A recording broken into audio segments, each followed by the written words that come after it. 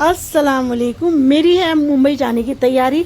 मुझे अभी 1 बजे का फ़्लाइट है बागडोगरा टू मुंबई के लिए, और मुझे कम से कम 2 घंटे पहले यहाँ से निकलना है। मैं सुबह उठी, जल्दी जल्दी मैंने नाश्ता किया, मैं फ़्रेश हुई, मेरे बेटे ने गाड़ी बुला दी और मैं अल्लाह हाफिज़ करती हुई बेटे को निकल चुकी। हालांकि मेरे बेटे ने मुझसे बोला, अम्मी आपको बागडोगरा तक मैं पहुँचा देता हूँ, लेकिन मुझे अपने बच्चों को ज़्यादा तकलीफ़ देना अच्छा नहीं लगता है। मैंने बोला नहीं बेटा मैं चली जाऊँ, क्योंकि मैं तो अंदर चली जाऊँगी, फिर बेटे को मेरे वापस आना पड़ेगा। उससे बेहतर मुझे जाना ही तो है, अंदर अकेली मैं अपना आप चली जाऊँगी। बेटा तुम्हें जाने की ज़रूरत नहीं है। मैं एयरपोर्ट में एंट्री कर चुकी हूँ बागडोगरा। अब देखिए बागडोगरा एयरपोर्ट पहुँच चुकी हूँ मैं, और ये भाई ने मुझे लगेज दिया निकाल के।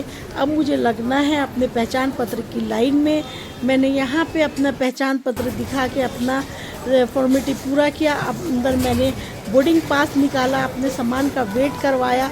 मेरे ब्रीफ केस का वेट 15 केजी, क्योंकि 15 केजी हमारा लिमिट है, 15 केजी होना चाहिए। वो मेरा फॉर्मेलिटी पूरा हो चुका। तो लेकिन अभी एक और बाकी है, जो कि मेरा हैंड बैग है, उसमें भी मुझे 7 केजी होना ज़रूरी है। तो अब मुझे उसका भी वेट करवाना है। उधर मेरा जो भी मेरा भी मतलब मेरी भी चेकिंग होगी। तो दोनों फॉर्मेलिटी मुझे और बाकी है, तो वो भी लगभग मेरी पूरी हो चुकी हैं। अब आपका बोर्डिंग पास लेने के बाद मुझे बोला कि आप नंबर 1 गेट नंबर पे जाइए।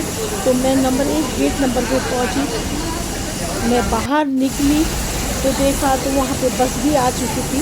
तब मुझे बस में बैठना है। आराम से मैं बस में जाके बैठी, बस में आराम से बैठ चुकी हूँ मैं।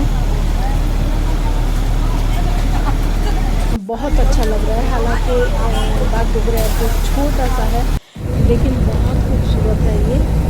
और मैं देखिए अकेली जाने की मेरी कभी हिम्मत नहीं होती थी।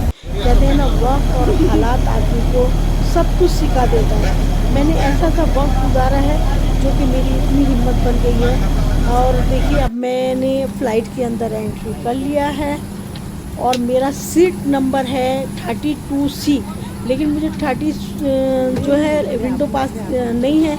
तो वहाँ पे एक भाई बैठे थे, वो भाई बहुत अच्छे थे। उन्होंने मुझसे बोला, आंटी अगर आप चाहें तो विंडो साइड में जा सकती हैं। अब नेकी और पूछ ऐसा हो सकता था, तो मैं विंडो साइड में बैठी। इधर मेरे पास एयर होस्टेस आया, आके बोले शगुफ्ता यास्मीन। तो मैं सोची ये तो मुझे पैसा पे करना पड़ेगा। मैंने कहा नहीं, मैं नहीं, मुझे नहीं लेना है। बोले नहीं, आपको कोई पे करना नहीं है, आप जो चाहे ले सकते हैं। मुझे पता नहीं था।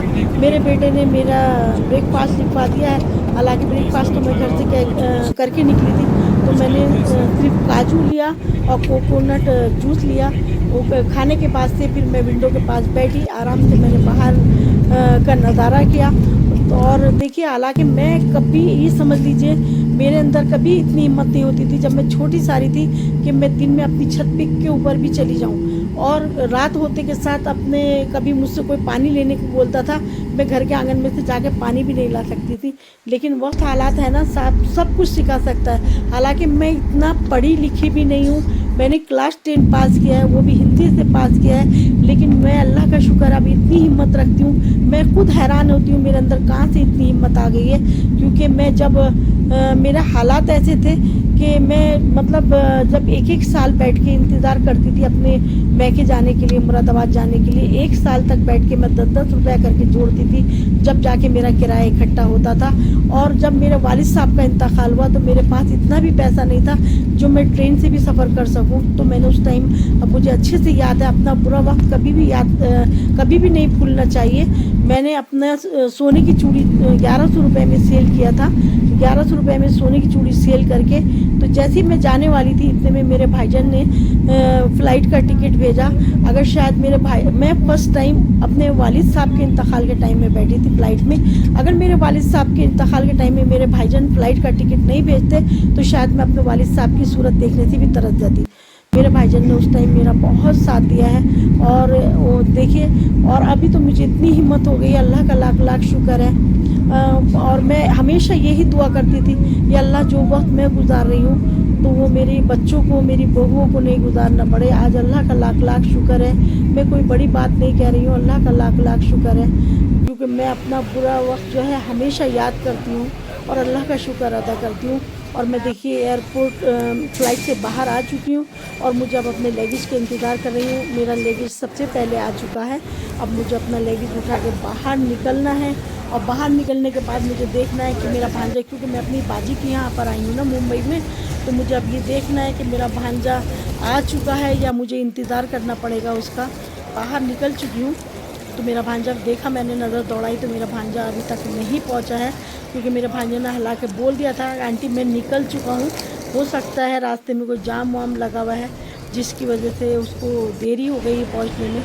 मुझे लगभग 5 मिनट हो गया है उसका इंतज़ार करते हुए, तो शायद आने वाला होगा, मुझे भी थोड़ा इंतज़ार करना है। और इधर मैंने कहा जब तक मैं यहाँ का नज़ारा करती हूँ कैसा है क्या है। तो अब देखा, मेरी जब नज़र दौड़ाई तो मेरा भांजा आ चुका है, साथ में अपनी बेटी भी लेकर आया है जो कि मेरी पोती है। तो दोनों बहुत खुश हैं। और अब हम लोग बाहर निकलने की तैयारी करते हैं। मैंने अपनी पोती का हाथ पकड़ा, मेरे भांजे ने बोला लेगी मैं पकड़ता हूँ, और हम लोग अब निकल चुके हैं घर के लिए। और देखिए, अगर मेरी वीडियो ये अच्छी लगी है तो करना क्या है, प्लीज़ लाइक शेयर कमेंट में लिख के